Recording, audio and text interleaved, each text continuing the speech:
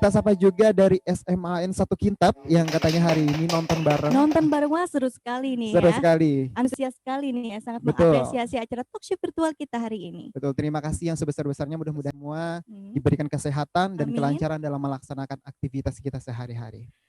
Hari ini Dinas Perpustakaan dan Kearsipan Provinsi Kalimantan Selatan melaksanakan talkshow virtual yang ke-25 kalinya selama musim pandemi dalam kurun waktu kurang lebih 1 tahun. Tema yang kita angkat pada hari ini adalah promosi minat baca dan kecerdasan literasi.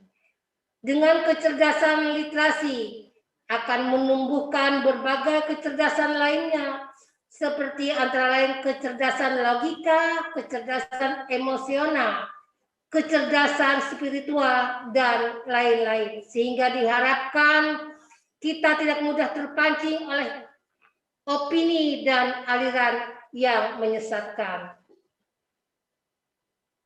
Peserta talkshow virtual yang berbahagia, tanpa terasa setahun lebih pandemi melanda negeri kita dan berbagai belahan dunia lainnya.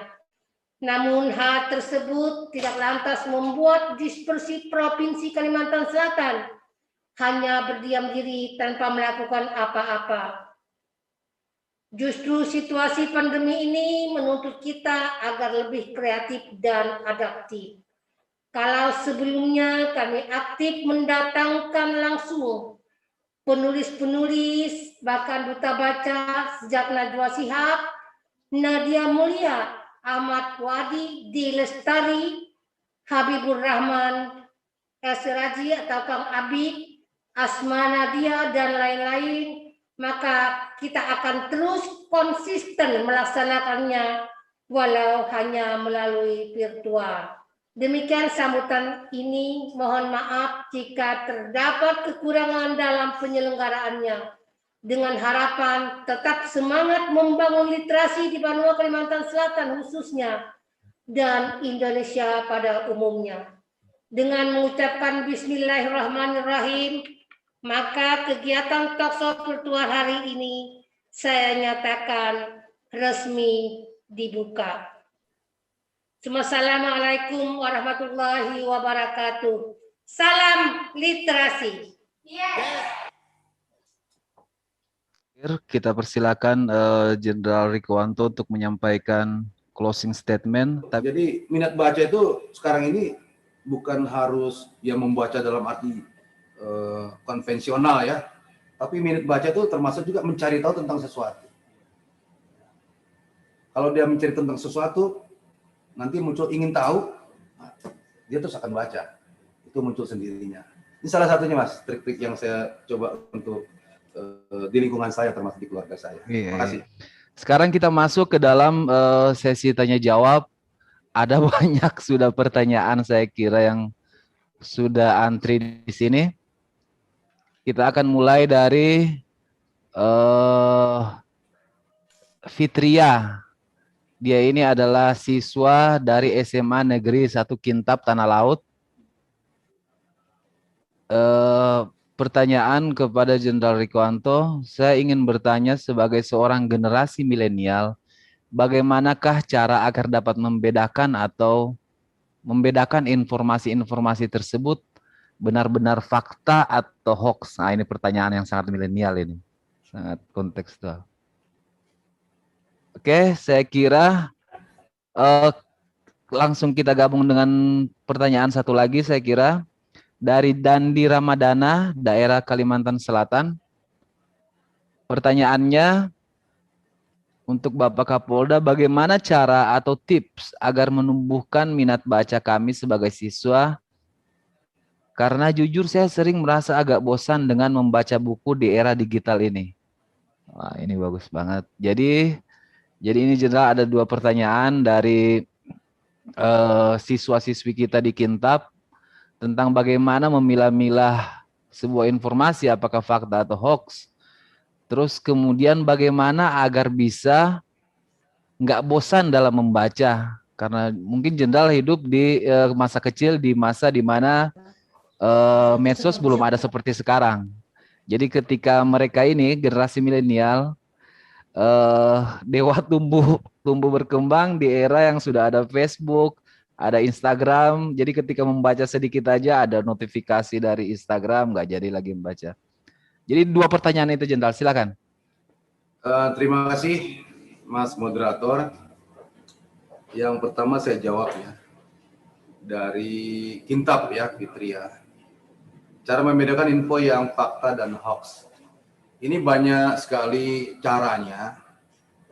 Biasanya kita dapat WA ya, atau Instagram, tapi biasanya WA. Medsos itu kan 3 sebenarnya. Instagram, Facebook, dengan Twitter. Yang lain aplikasi-aplikasi mempermudah komunikasi, termasuk WA di dalamnya. Tapi saat ini yang paling berkembang ya Instagram dengan WA. Facebook masih, tapi udah stuck ya. Nah, rekan-rekan sekalian, banyak info yang masuk ke kita dari WhatsApp, WA group, ataupun dari teman-teman.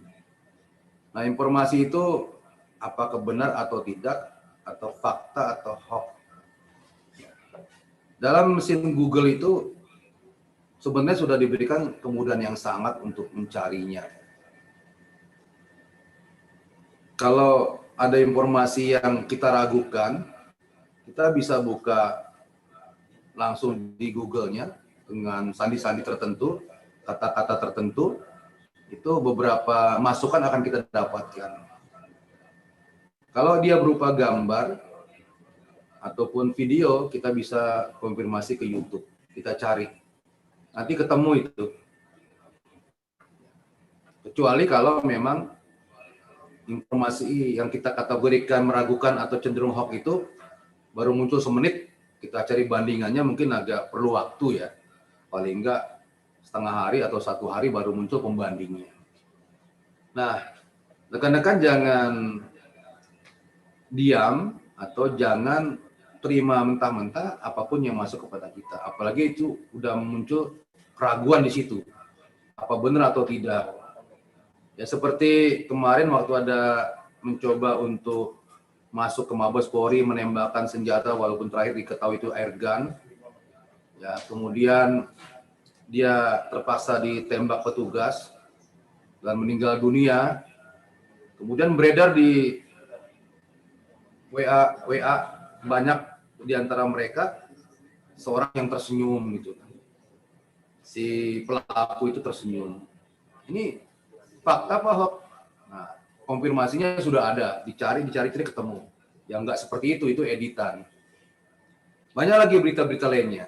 Jadi coba surfing ya ke Google maupun ke YouTube. Kalau memang itu berupa video ya ke YouTube. Kalau berita ya ke Google. Ini nanti rekan-rekan akan mendapat banyak jawaban. Dan dari jawaban itu akan ada perbandingan. Nah, simpulkan sendiri. Ya, saya enggak mencoba mengarahkan kesimpulannya A atau B, kita yang punya nalar itu yang dibangkitkan. Ya, punya logika dibangkitkan. Ya. Karena banyak sekali orang-orang yang memproduksi hal-hal hoax untuk menyesatkan orang. Dan memang itu profesinya untuk menyesatkan orang. Itu saya bilang di awal tadi, dari setan dari golongan jin dan manusia. Nah, mungkin dia termasuk golongan setan yang dari golongan manusia. Karena kerjanya ya buat hoax itu. Dia dibayar untuk itu. Dan dia happy dengan bayarannya membuat hoax itu. Kita yang cerdas ya harus mampu untuk memisahkan dengan cara-cara yang tadi saya sampaikan ya. Surfing, buka, banyak jawaban di situ, simpulkan sendiri. Ya, karena nalar itu yang paling penting, logika berpikir sehat itu yang paling penting untuk menentukan ini hoax atau bukan ya. Supaya kita punya standar-standar sendiri dalam menafsirkan sebuah informasi. Gitu ya Mbak Fitria ya. Kemudian dari Dandera Kalsel, tips tumbuh minat baca, suka bosan baca di era digital. Saya nggak menganjurkan semuanya dibaca. Ya, ini otak kita ini mungkin ada keterbatasan ya. Berapa kita punya gigabyte di sini? 1 tera, 2 tera, 1000 tera nggak tahu di kepala kita ini. Di otak kita ya. Daya serap kita berapa banyak nggak tahu. Hanya saja kita harus juga bersihkan otak kita ini dengan hal-hal yang kurang diminati, atau kurang baik, atau kurang pas. Kita cari yang enak-enak aja. Saya ini dari kecil suka membaca. Dulu saya SMP pulang sekolah, saya lari di Jakarta ya. Saya lari ke Pasar Jatinegara itu. Di situ ada penyewaan komik. Pulang sekolah, saya langsung lari sama abang saya di tempat penyewaan komik. Nongkrong di situ. Sampai sore baru pulang. Pulang digebukin sama ibu saya. Karena bolos lari ya, pulang sekolah bukan tidur. Itu baca, ya komik saya baca. Terus muncul Hoping Ho. Hoping Ho saya baca juga, Hoping Ho. Karena minat, suka. Jadi kalau kita mau baca yang enak, baca yang bagus, baca yang suka, ya yang kita suka saja. Ya tertariknya di bidang agama, ya baca bidang agama. Tertarik di bidang fisika, sains, segala macam, ya baca itu. Nah, jadi jangan yang dibaca yang tidak disuka, ya bosen pasti. Yang suka-suka aja. Ya. Dulu ada bacaan-bacaan orang dewasa juga, saya baca juga. Nah, ngumpet-ngumpet tapi. Yang sampai saya suka baca tapi baca dewasa, salah itu namanya. Ibu kepala perusahaan pasti tahu lah itu ya, generasinya sama mas saya. Ya. Masih ingat Nick Carter Bu ya? Ini Arrow. Jadi itu. Ya, itu saya rasa ya Mas Moderator ya. Makasih.